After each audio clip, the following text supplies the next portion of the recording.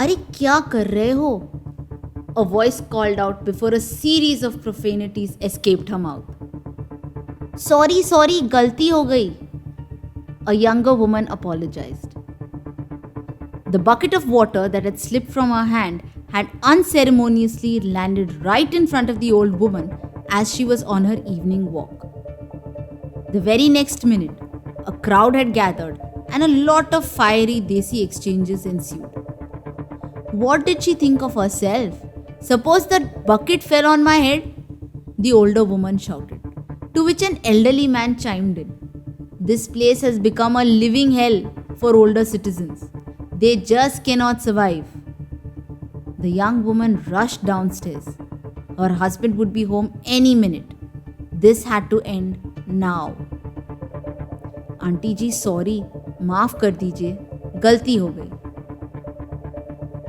The older woman looked at her and walked off in a huff. This had become a routine in Apsara apartments, apart from the name itself indicating that fairies stayed here. The truth was that there were just different devils at different levels. Saira looked at her watch.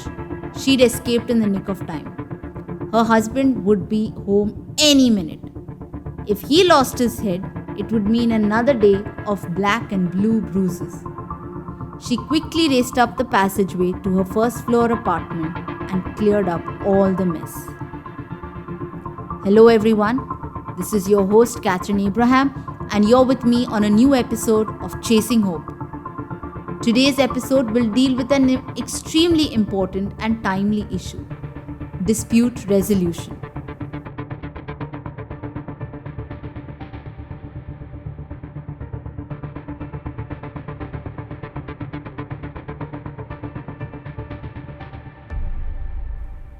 Now, whether it's Saira, Samantha, or Supriya, each of us finds ourselves quite regularly caught in a soup while dealing with people in different spaces. Take Shelley, for example, who got into trouble for helping her best friend with her office work at the cost of her own office time. When her boss got to know about it, he fired her for creating a bunch of lazy staffers. It wasn't the first time she'd helped someone, but at the cost of her own work quality. That was unacceptable. Disputes arise where humans survive. But what happens when we are at the crossroads of our lives and we must make difficult decisions? How do we resolve our inner rumblings? How do we calm the storm within?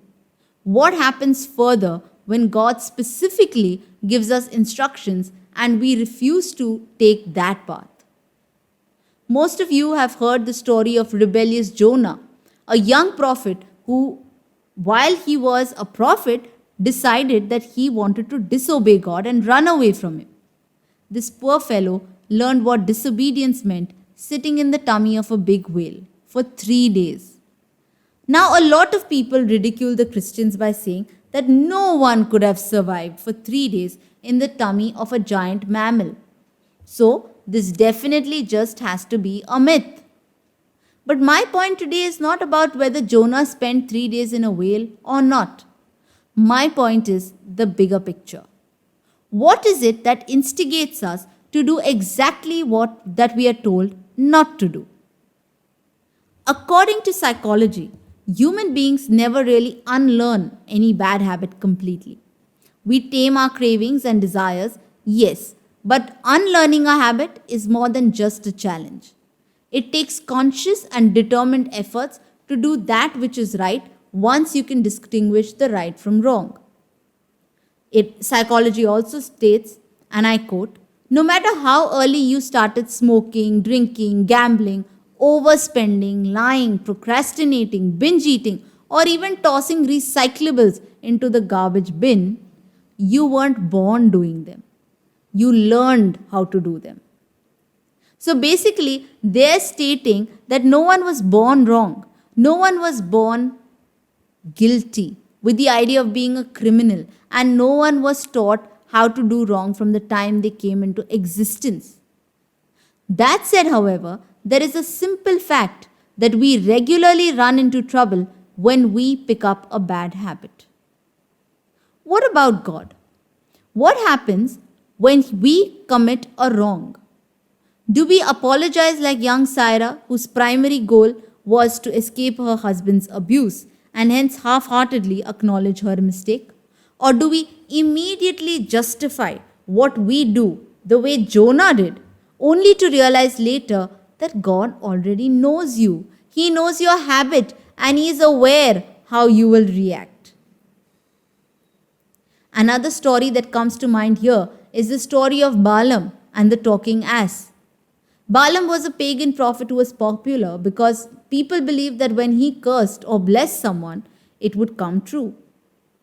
Now, Balak, the king of Moab, called on Balaam to curse the Israelites because he was afraid they would defeat him and acquire his land. Balak offered a reward to Balaam for his services. But God spoke to Balaam. God warned him to not curse the Israelites because he had blessed them. Now, initially, Balaam answered and listened to God.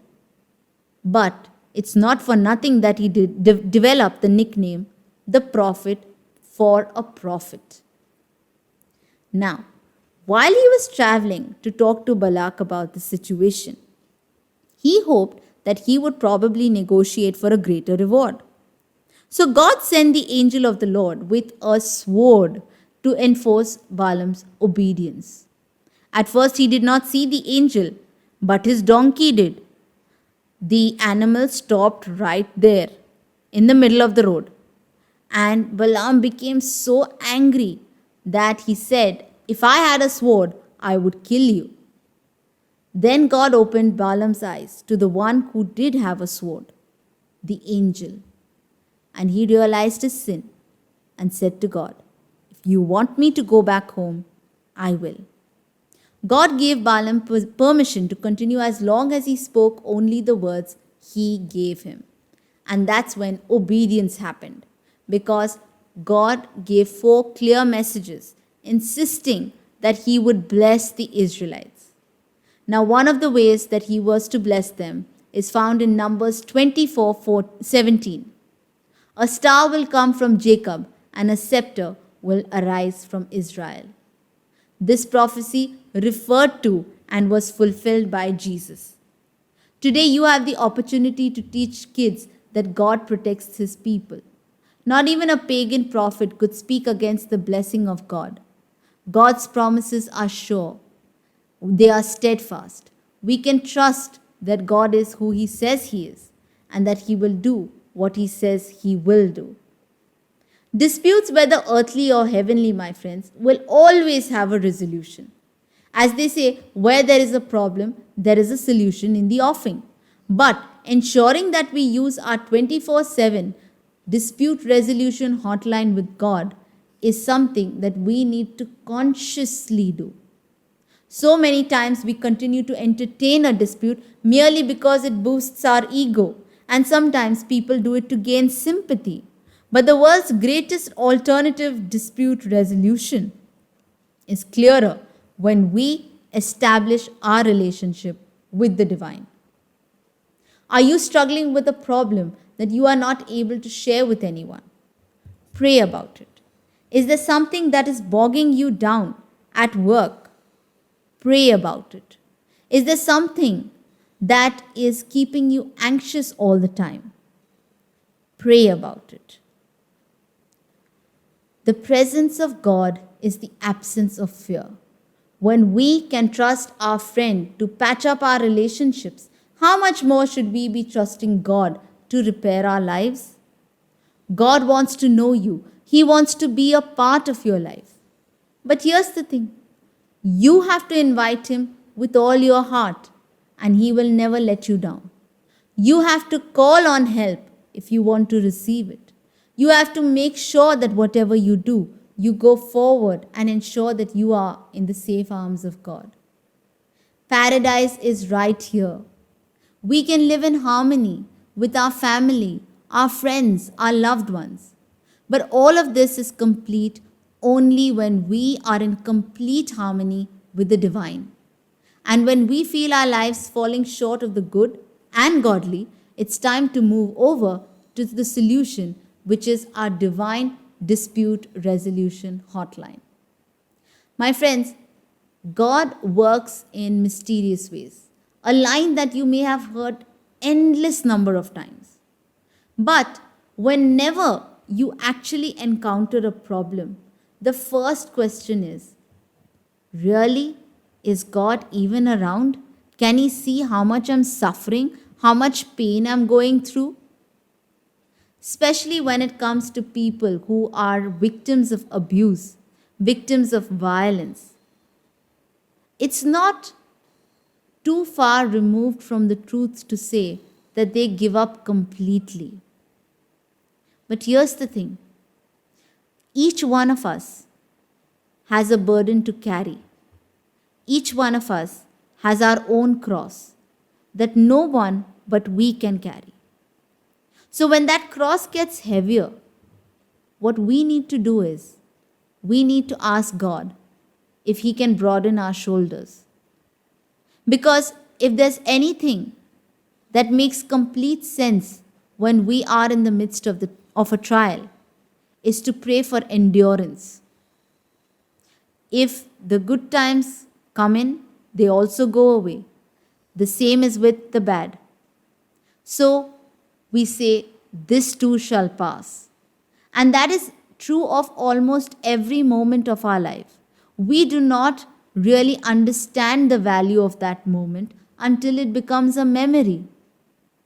And here's the thing, when we talk about dispute resolution, we're not just talking about feuding family members or two friends or a breakup between maybe a spousal relationship. What we are talking about is the disconnect and the discord that happens when this kind of disharmony happens in our lives with our loved ones. My friends, today I want you to really sit down and think about all those relationships who you have over time given up on. It may be a friend, it may be a brother, it may be a father, it could be anyone. Why did you give up on them in the first place? Did you try enough? Did you try to use your alternative dispute resolution hotline? Did you call on God when you were going through this problem? A very Christian way of dealing with accusations and allegations is to pray about it. To pray for forgiveness, both for the person who is inflicting the pain on us and of course for ourselves as well. Because unknowingly, we may have hurt the other person. It's also very, very easy to say that God is only helping a few people. He's selective, He's picky, He's choosy. But no, my friends, God loves you just as much as He loves everyone in your family, everyone in your friend circle. In fact, He has a special soft corner for every single person on the planet. He doesn't go by a religion, He goes by faith. And whenever you call on Him with absolute faith, no matter how difficult it is to resolve that dispute, you will find your answer. When we have a problem, especially when we were children and we had problems, we'd run to our parents knowing fully well that they'd come up with some resolution. If we have so much trust in our earthly parents, how much more should we trust the one who made us, the one who created us?